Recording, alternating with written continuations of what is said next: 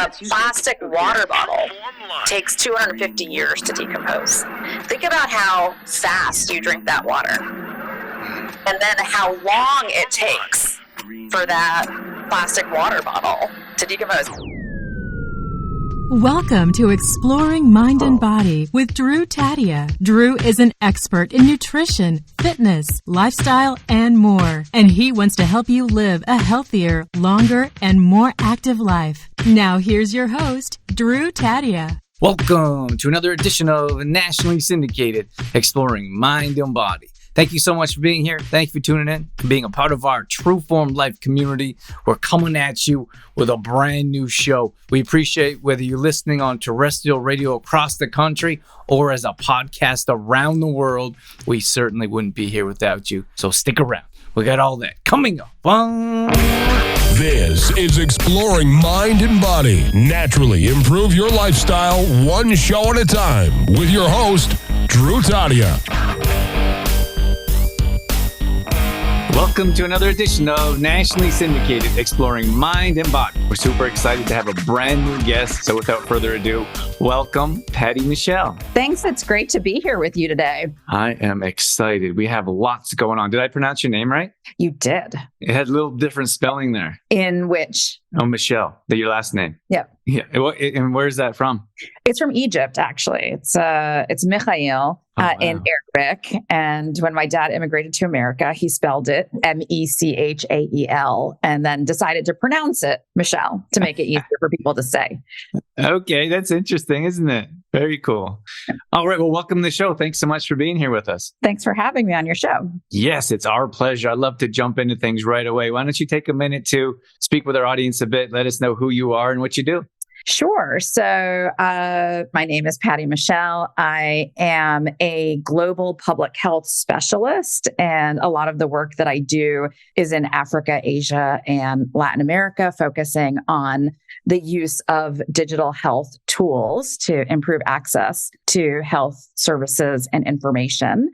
And I'm also a middle grade fiction writer and the author of the Antidotes pollution solution. Mm-hmm. Very interesting. Thanks for saying that title for me. My pleasure. Tell us about your book briefly. I just want to know. I want to get into that throughout the interview, but tell us briefly what that's about. Sure. It is about a group of fifth graders who, after having gone back to normal life post-pandemic, have identified a plastic eating bacteria experiment gone wrong that is making fish and kids sick. And so they formed the Antidotes to stop the crisis before it gets really, really bad. And this is fiction or nonfiction? This is fiction. It started as a joke between me and my then 7-year-old son about how we wouldn't be in such a horrible mess if kids were in charge of the pandemic. And I love that. Into a fun COVID-19 project and middle grade fiction book. Okay, this may be completely off topic, but how would it be better if kids were in control a bit more?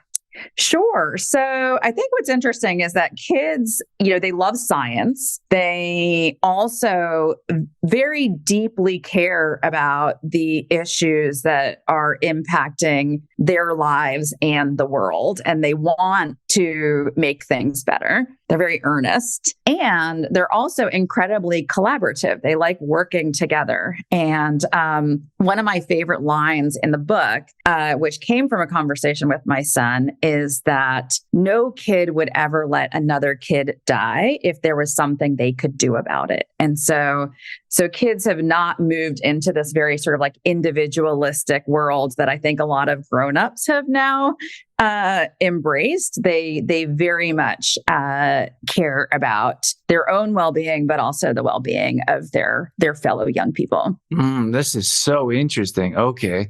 Let me think for a second. Okay. So let's take a step back. When does that ego stage change for kids when it's like, I have a 1-year-old at the time of this recording, and we haven't really got to the stage where it's mine and me, but I feel like from all of my friends, we're late to the party.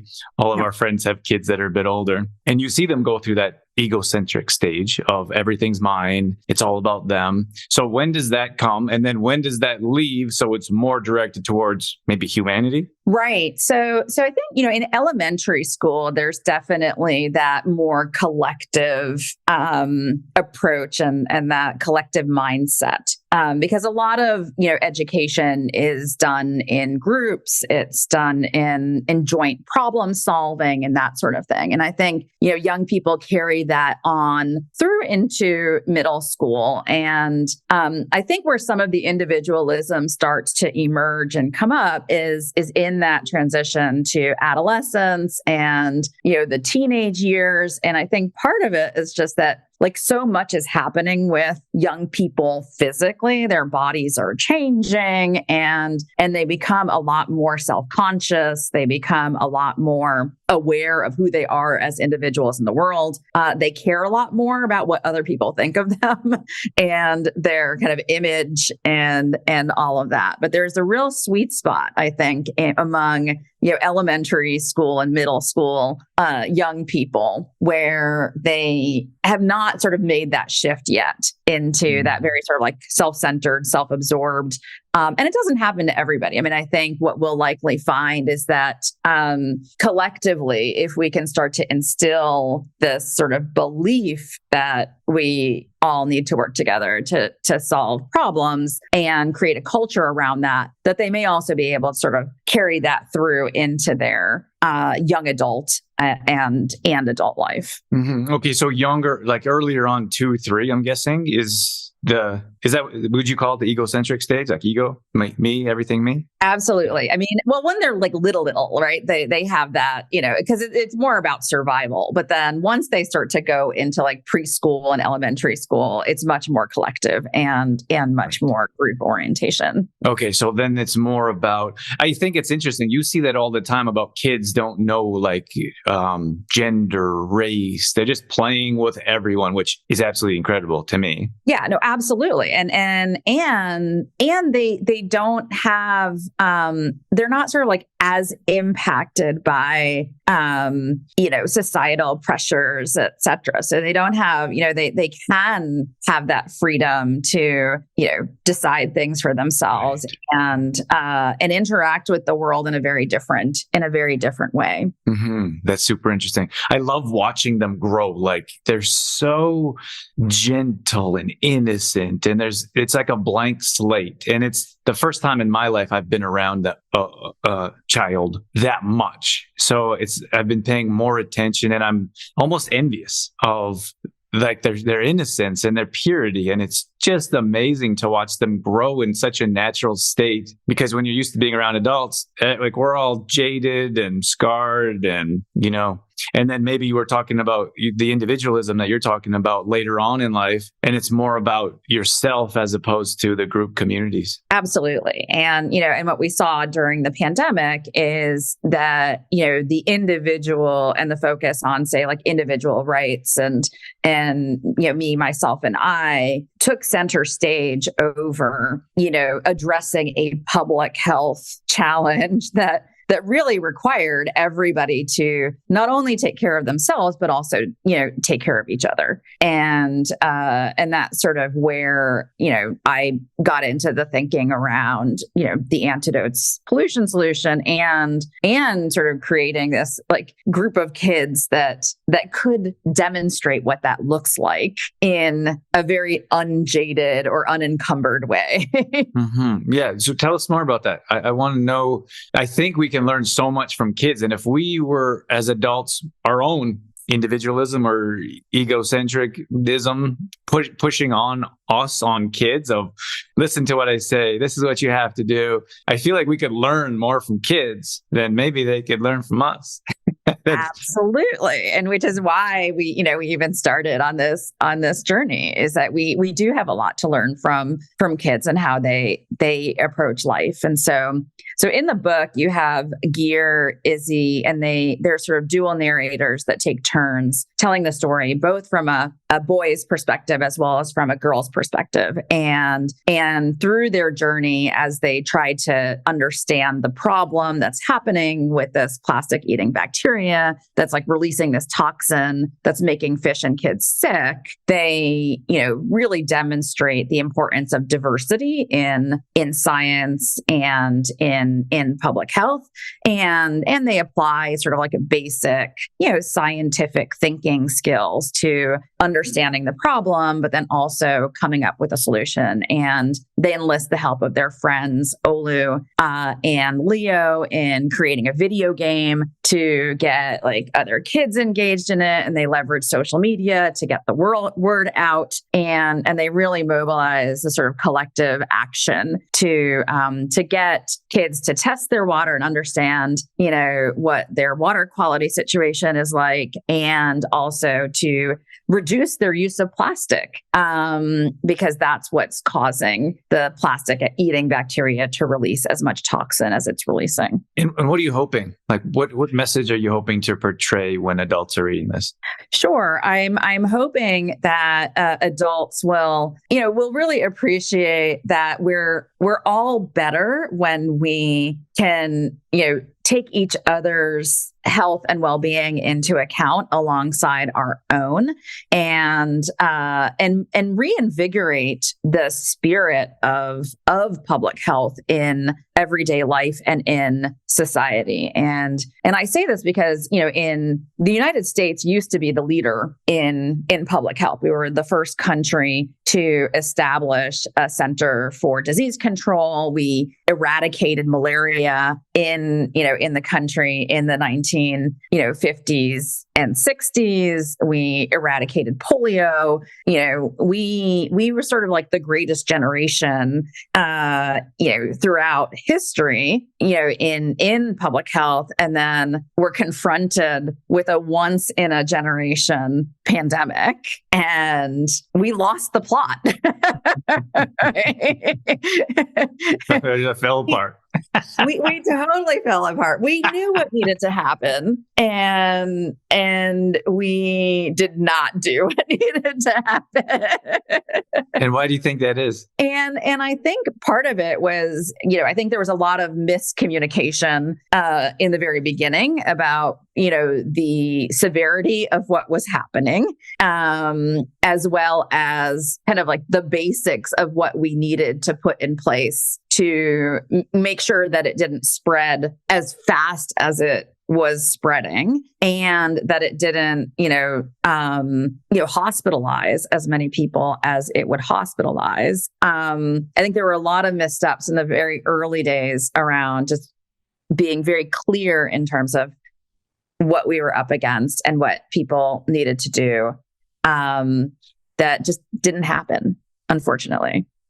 And what do you think could be done in the future?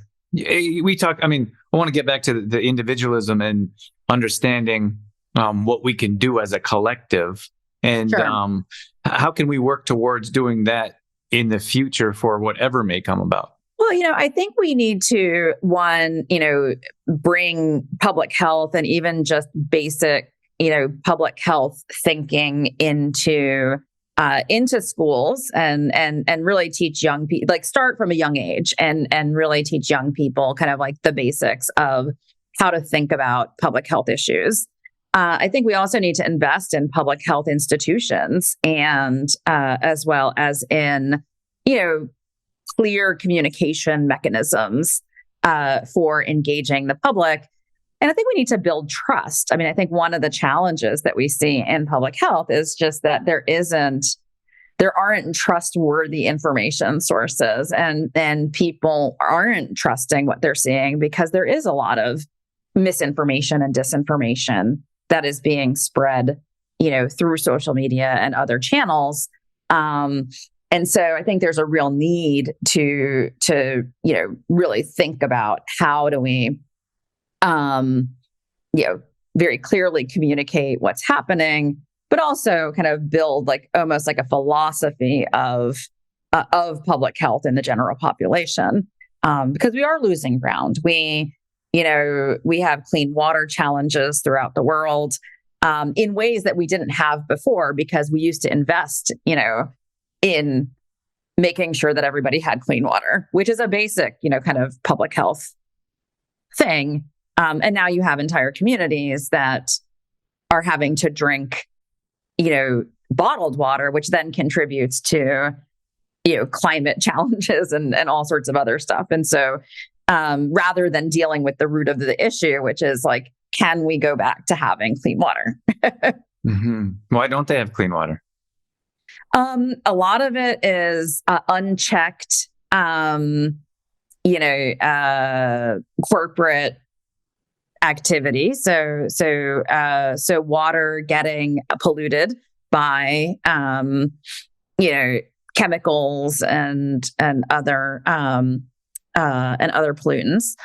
It's also, we have, more waste than we know what to do with. And so there's a lot of trash that's being put into what otherwise had been, preserved and clean waterways for clean water consumption.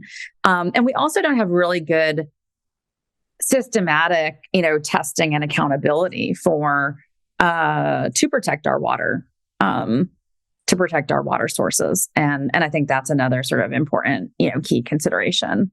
Mm-hmm. So what can we do to reduce the waste, the plastic, trash? What can we do?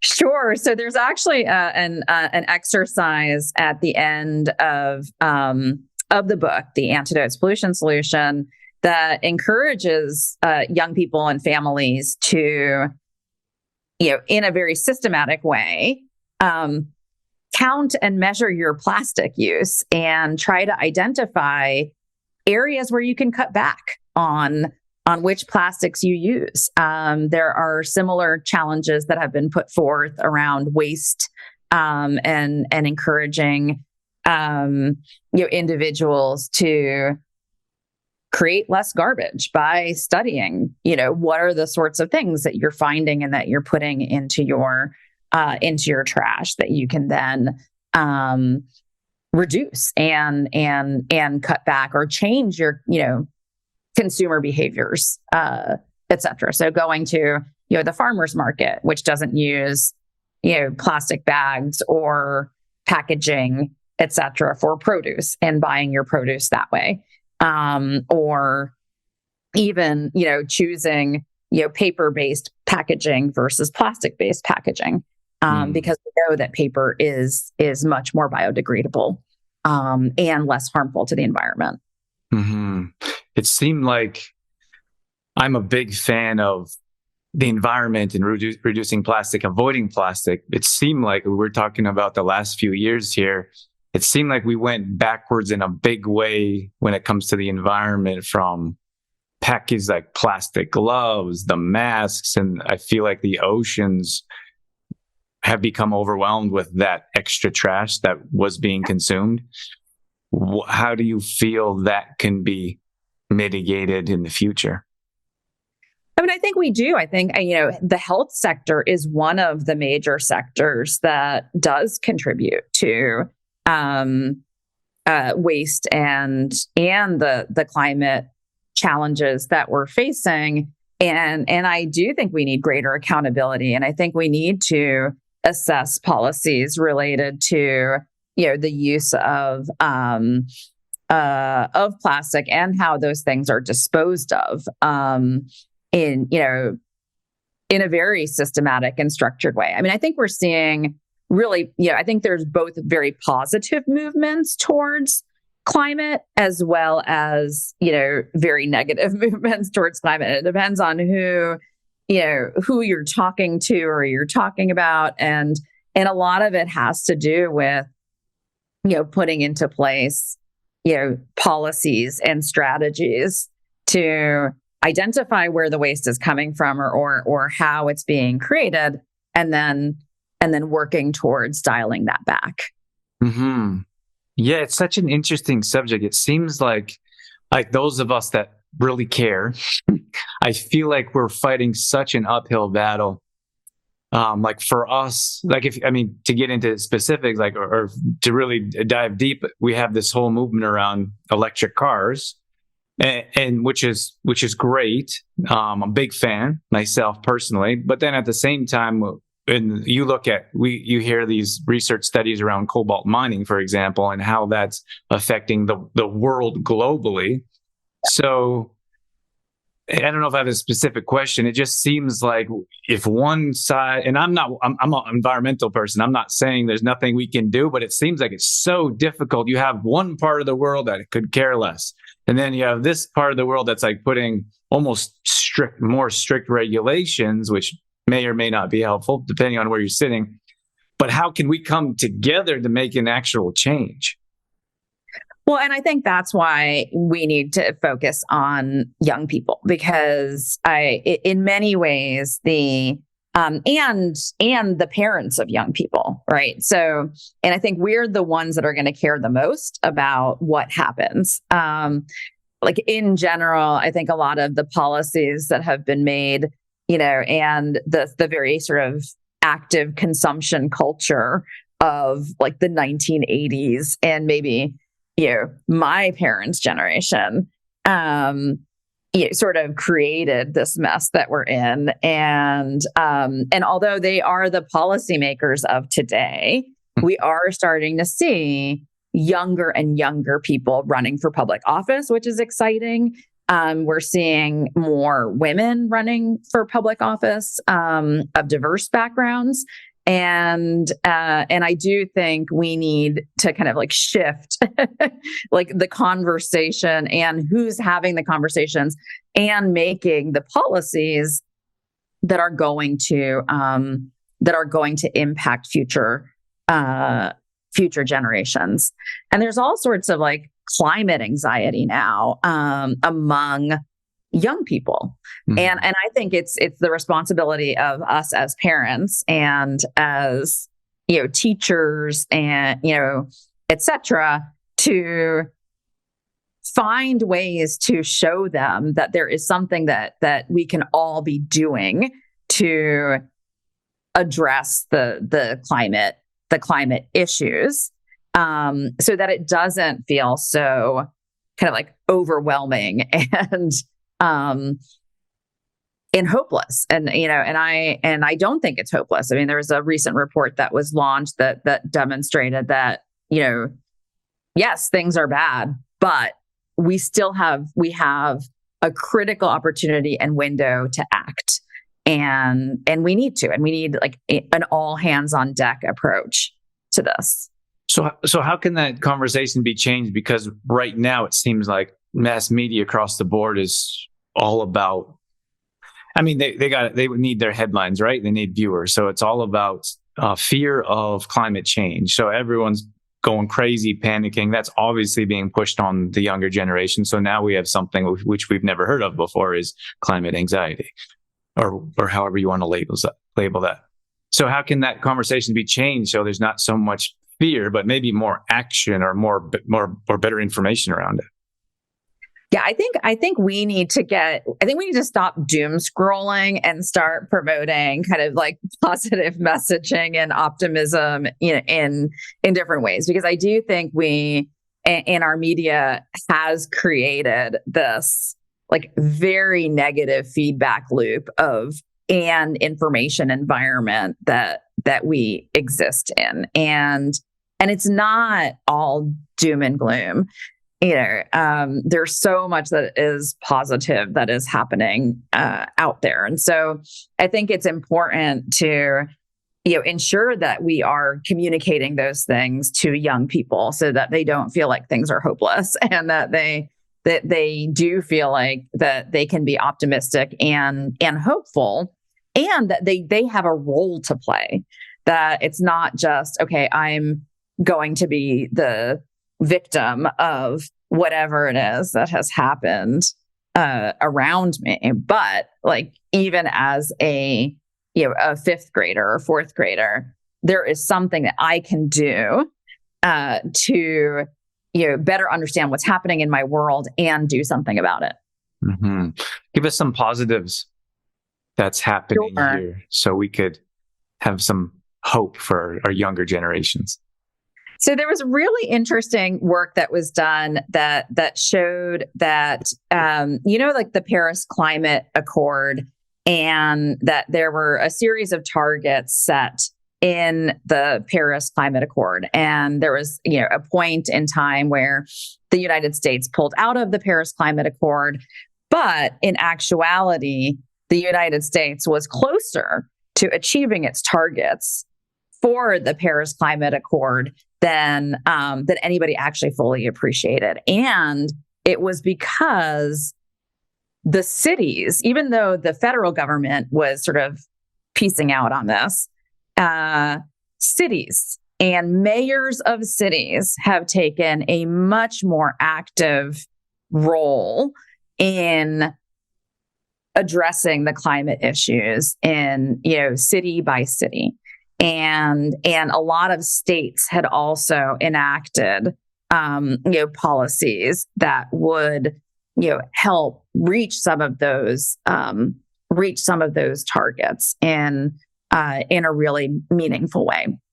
And so, and then also entire countries that have, really taken on the climate challenge, and then set forth for themselves, massive targets to go carbon neutral, to really reduce waste and plastic consumption, et cetera. There was a wonderful policy that was enacted by the country of Kenya around no more plastic bags in, anywhere. And they were going to go zero plastic bags. And they've done that. And for one single plastic bag, it takes 25 years to decompose it. We use it for 5 seconds, and then it takes 25 years to decompose. A plastic water bottle takes 250 years to decompose. Think about how fast you drink that water. Mm-hmm. And then how long it takes for that plastic water bottle to decompose. Okay. So before we wrap things up, is there anything else that you wanted to add? I just wanted to share that, the Antidotes pollution solution, we developed it with the aim that it would be used in science classes. And so it has some science experiments. We recently created a classroom activity and discussion guide for cross-disciplinary learning in grades 4 through 7 between science and reading. And you can access any information about both the book as well as, get access to the free curriculum on my website, www.patricia.com. Mechael.com. Fantastic. All right. Well, that was going to be my last question, but it seems like you answered it for us. So that's the best place to reach you, is to head over to your website, and we can find out more details there. Yeah, and sign up for my newsletter. I send a newsletter out once a month, just sharing, book news as well as resources for STEM learning and all that. Fantastic. Well, thank you so much for taking the time today to share your expertise with us and join us on Exploring Mind and Body. Awesome. Thanks, Drew. You're welcome. For life. All right, that's going to wrap things up for this edition of Exploring Mind and Body. Once again, thank you so much for being here. Thank you for tuning in and being a part of our True Form Life community. You can always find us on Facebook.com/TrueFormLife.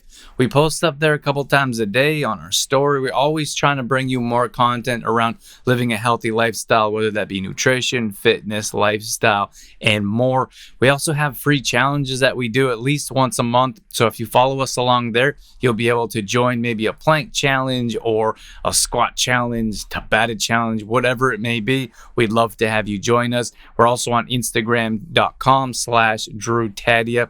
Again, we're posting up there a couple times a day along with our story, all dedicated to keeping you fit and healthy and on track. Our main website is trueformlife.com. If you want to check out some of our products, some of our services, or if you just want some great content from videos to blog posts and recipes and more, we got all that at trueformlife.com. Once again, thank you so much for being here. That's it. That's all I got. I'm out of here. As always, I'm your host, Drew Tadia, in health and fitness for a better world. Thanks for listening. You've been listening to Exploring Mind and Body with Trueform Life's Drew Tadia, fitness expert. To find out more about the show, Drew Tadia, or to listen to past shows, visit exploringmindandbody.com.